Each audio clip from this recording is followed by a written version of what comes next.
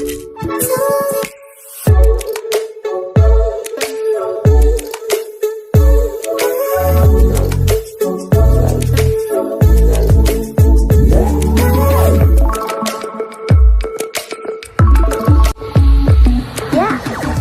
समस्त को हम क्रिएटिव स्टूडियो स्वागत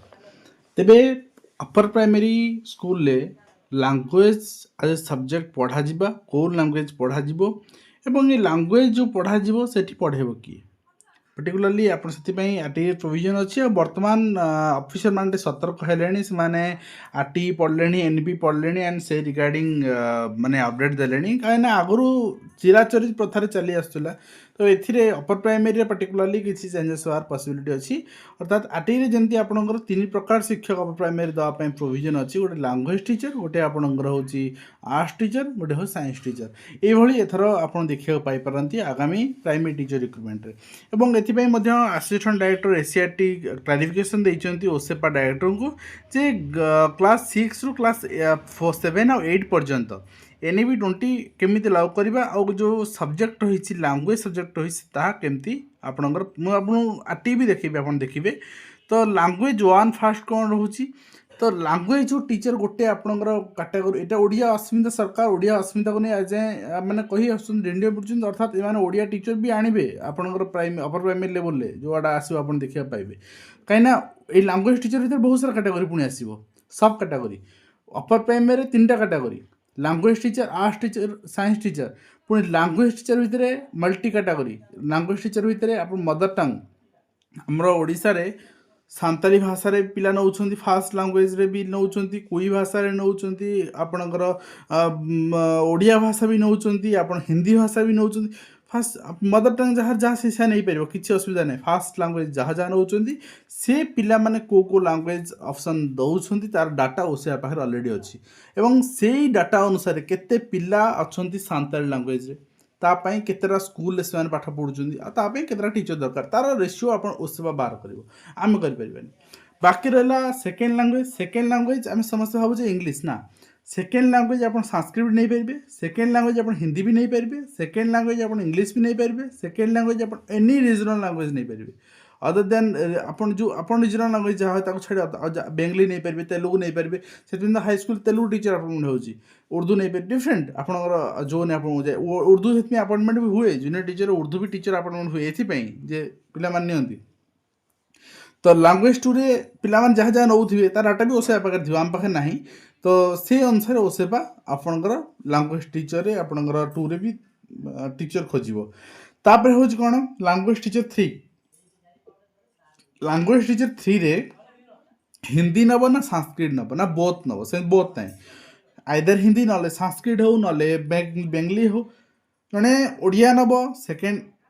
इंग्लीश नब थर्ड से चाहिए हिंदी संस्कृत मुझे किसी नेबिनी मु बंगाली नेबी ठीक अच्छे मु सांताली नेबी नहीं पार ठीक अच्छे किसी समस्या ना तो आपणकर R1 R2 रे से लैंग्वेज नथिया दरकार तेणु ये तीनोटी लैंग्वेज सारा पिला पढ़ुं गोटे पॉसिबिलिटी आम देखा आम एसएसडी डिपार्टमेंट देखिले बहुत सारा ट्राइबल लैंग्वेज आसला रिक्रुटमेंट किंतु एटी एसएमई से भाई देखा मिलनी कहीं ना एसएमई पर्टिकुलरली ट्राइबल लैंग्वेज रे पढ़ुवा पिला संख्या बहुत कम तो से पर्टिकुलरली आपंकर कौ सांताली लैंग्वेज आपंकर पिला पढ़ुं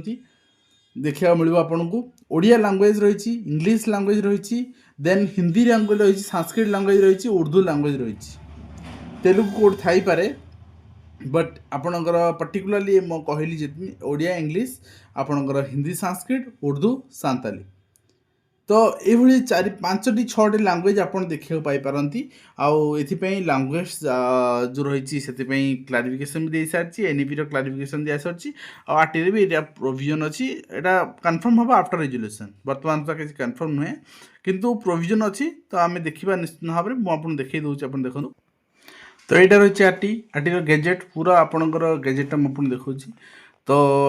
सेक्शन 1925 को पलि आसतु आप पाइबे ठीक अच्छे तो मुझे देखे दूसरी आपको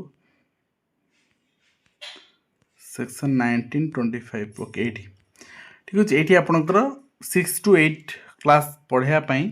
जो टीचर आवश्यकता रही at least one teacher per class, so that there shall be at least one teacher for each ଆପଣଙ୍କର ପ୍ରତି ସ୍କୁଲରେ ଷଷ୍ଠ ସପ୍ତମ ଅଷ୍ଟମ ପ୍ରତି କ୍ଲାସ୍ ବି ଜଣେ ଜଣେ ଟିଚର। ଆଉ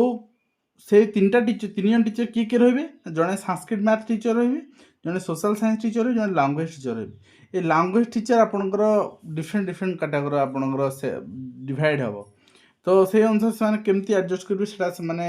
ପାର୍ଟିକୁଲାରଲି ମେନସନ୍ କରିବେ, ନହେଲେ ବର୍ତ୍ତମାନ ଚିରାଚିତ ପ୍ରଥା ଯାହା ରହିଛି ସେଇଟା ବି କରିପାରନ୍ତି। କିନ୍ତୁ ହଁ, ଯେହେତୁ ବର୍ତ୍ତମାନ